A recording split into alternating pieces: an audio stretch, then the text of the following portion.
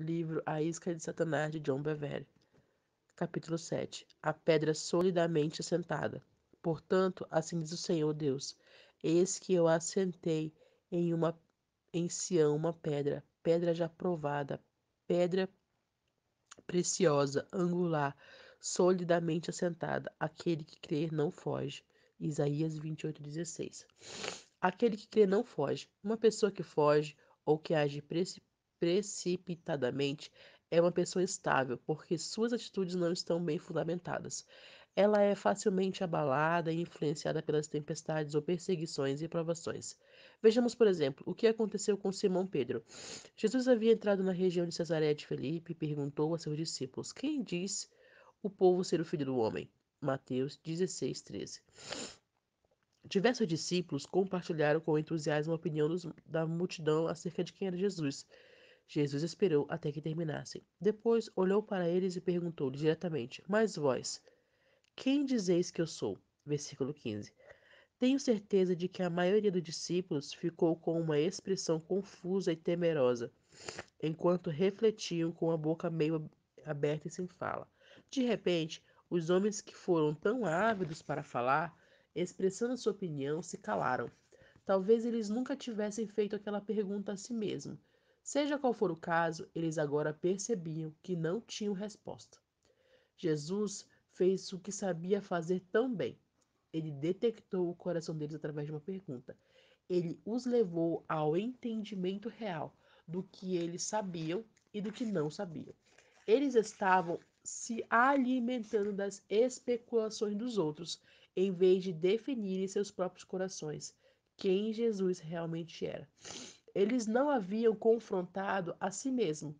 Simão, cujo nome foi mudado para Pedro por Jesus, foi o único dos discípulos capaz de responder a ele: Tu és o Cristo, o Filho do Deus vivos, do Deus vivo. Mateus 16:16.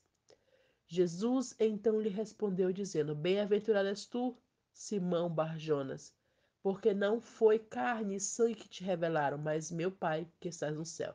Versículo 17.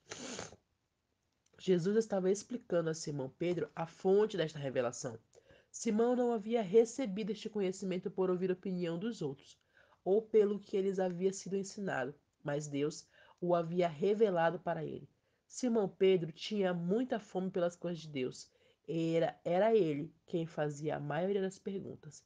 Foi ele quem andou sobre as águas, enquanto os outros 11 o observavam. Ele era um homem que não se contentava com a opinião dos outros. Ele queria ouvir diretamente da boca de Deus. Este conhecimento revelado de Jesus não veio por meio de seus sentidos, mas foi um dom, iluminando seu coração, iluminado em seu coração, em resposta à sua fome. Muitos haviam visto e testemunhado o que Simão Pedro viu e testemunhou, mas seus corações não tinham tanta fome de conhecer a vontade de Deus quanto a de Pedro. 1 João 2,27 diz: A unção que dele recebeste permanece em vós, e não tendes necessidade de que alguém vos ensine, mas com a sua unção vos ensina a respeito de todas as coisas, e é verdadeira e não falsa, como também elas vos ensinou. Essa unção estava ensinando a Simão Pedro. Ele ouviu o que todos os outros tinham a dizer, e depois olhou para dentro de si para ver o que Deus lhe havia revelado.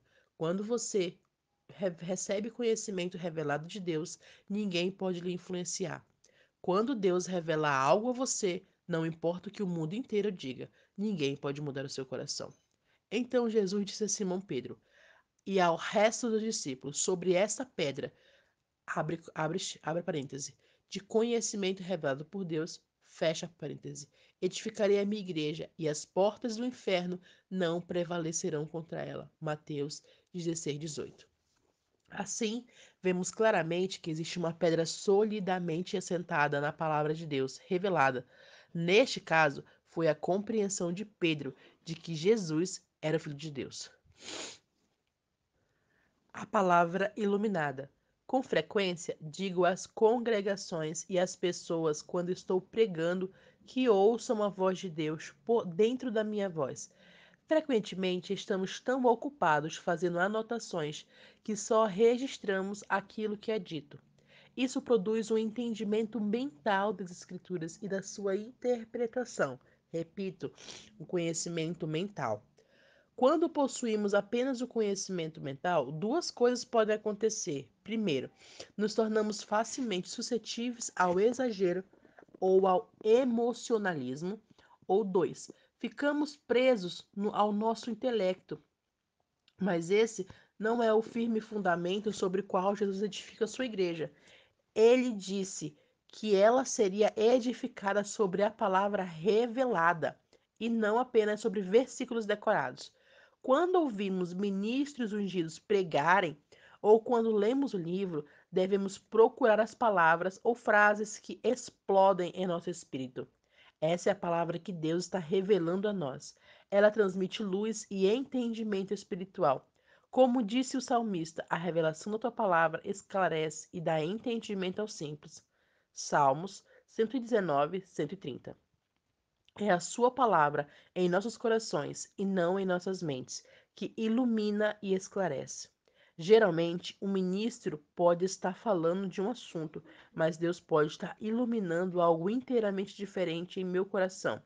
Por outro lado, Deus pode ungir exatamente as palavras daquele ministro e elas explodirem dentro de mim, de uma forma ou de outra. Ela é a palavra de Deus revelada a mim. É, e isto é isso que nos transforma de simples vazios de entendimento a maduros cheios de entendimento. Essa palavra iluminada em nossos corações é a pedra sobre a qual Jesus disse que sua igreja seria edificada. Jesus comparou a palavra de Deus revelada a uma pedra, a pedra que fala de estabilidade e força. Lembramos da parábola das duas casas, uma construída sobre a rocha e outra sobre a areia.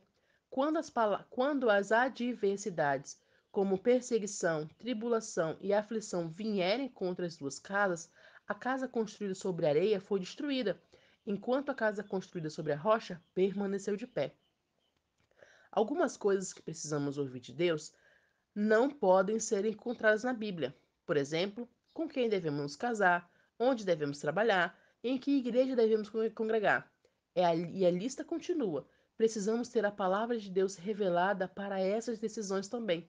Sem ela, as nossas decisões estarão fundamentadas em terreno instável. O que Deus revela do seu Espírito não pode ser tirado de nós. Este deve ser o fundamento de tudo que fazemos. Sem ele, ficaremos facilmente escandalizados pelas provações e tribulações que nos pegam de surpresa. Lembre-se do que Jesus disse sobre a palavra a ser ouvida e recebida com entusiasmo, mas sem criar raiz em nosso coração, ela foi recebida com alegria na mente e nas emoções. São as palavras que, ao ouvirem a palavra, são as pessoas que ouvirem a palavra, logo perceberam com alegria.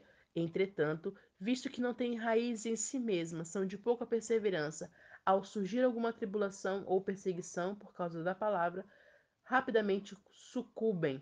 Marcos 4, 16, 17, ênfase do autor. Podemos facilmente trocar a palavra raízes por fundamentos, pois ambas indicam o estabilizador e a fonte de força de uma palavra ou estrutura. Uma pessoa que não está estabilizada ou fundamentada na palavra de Deus revelada é um candidato em potencial a se deixar levar pela tempestade da ofensa. Quantas pessoas são exatamente como os discípulos que Jesus confrontou? Elas vivem do que ouviram outras pessoas pregarem ou dizerem. As opiniões ou declarações dos outros são tomadas como verdadeiras sem buscarem o conselho ou testemunho do Espírito. Só podemos dizer e proclamar o que é revelado por Deus. E sobre isso que Jesus edifica, é sobre isso que Deus edifica a sua igreja. Certa vez, tive uma secretária solteira que estava namorando um jovem que também trabalhava para a igreja. Eles estavam se tornando cada vez mais próximos. Todos os dias podia ver que aquele relacionamento ia terminar em casamento. Eles já estavam discutindo o assunto seriamente. Em uma noite de sábado, o pastor presidente o chamou e disse: Assim diz o Senhor, vocês os vão casar. Na manhã seguinte, minha secretária entrou no escritório andando nas nuvens.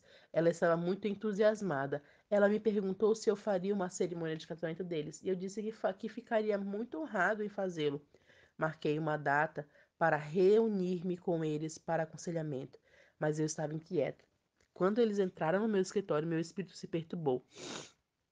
Olhei para minha secretária e perguntei se ela sabia se aquele jovem era a pessoa que Deus havia escolhido para ela. Ela respondeu com um sim, entusiasmado e definitivo. Então, olhei para ele e perguntei: Você acredita que é a vontade de Deus que você se case com essa moça? Ele olhou para mim com a boca entreaberta por um instante. Depois abaixou a cabeça e sacudiu como dissesse: Não, não estou seguro. Olhei para ambos e disse ao jovem: Não vou casar vocês. Não me importa quem profetizou sobre a vida de vocês, nem quem o foi dito. Não importa quantas pessoas podem ter dito. Vocês formam um lindo casal. Se Deus não revelou isso em seu coração, não faz sentido prosseguir com este casamento. Se você se casar sem que Deus tenha revelado que esta é a sua perfeita vontade, prosseguir. Quantas tempestades vierem, e elas virão, você terá dúvidas. E se eu tivesse me casado com outra garota, será que teria mesmos problemas? Eu deveria ter tido certeza de que era a vontade de Deus, sinto-me presa em uma armadilha. Então, o seu coração ficará esgotado e você não conseguirá lutar contra as adversidades que atacarão o seu casamento. Você será um homem deciso e instável em todos os seus caminhos. Eu me despedi deles e disse que não havia motivo para nos reunirmos novamente. Ele ficou aliviado. Ela ficou muito desapontada durante a semana seguinte. As coisas ficaram muito desconfortáveis em nosso escritório, mas eu sabia que a vida falava a verdade. Aquele foi um tempo de teste para ela. Se Deus tivesse realmente dito a ela que aquele homem era seu marido, ela teria de confiar que o Senhor revelaria isso a ele, e sem se ofender comigo nem com Deus. Eu disse a ela para dar um tempo a ele, para permitir que ele tivesse espaço para ouvir a Deus, e ela obedeceu. 3 semanas se passaram e eles pediram outra reunião imediatamente. Tive um sentimento de alegria. Desta vez, quando eles entraram no escritório, ele olhou para mim com um brilho nos olhos e disse: Sei, sem sombra de dúvida, que esta é a mulher que Deus me deu para casar. Eles se casaram 7 meses depois. Quando você sabe que Deus o colocou em um relacionamento ou em uma igreja, o inimigo terá muito mais dificuldade para tirá-lo desse lugar. Você está fundamentado na palavra de Deus, revelada, e superará os conflitos, mesmo que pareça impossível.